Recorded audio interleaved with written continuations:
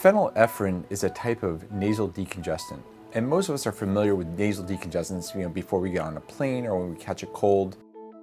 Phenylephrine, as a medication taken orally, is absorbed through the gut or GI, or in this case what the FDA found was it really wasn't absorbed very well at all.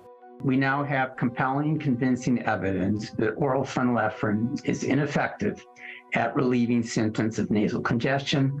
I feel that this drug in this oral dose should have been removed from the market a long time ago. So when people are looking for alternative remedies to oral phenylephrine, there is something called pseudoephedrine, a oral decongestant pill that's sold behind the counter, which is essentially a strong decongestant or constrictor. So it squeezes the tissue and decongests them, but it can also have cardiac effects. So people should be very careful and talk to their doctor before taking those type of medications. Things like saline rinses, whether they are in a spray bottle or a saline mist, can be very effective for cleaning out thick mucus that accumulates throughout the nose, causing nasal obstruction.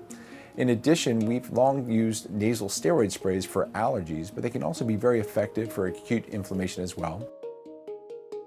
Phenylephrine is often contained in nasal decongestant sprays, and they do work, but the warning is you can only use them for 2 or 3 days because if you use them for longer, they can actually cause a rebound or cause more swelling than what you had started with before.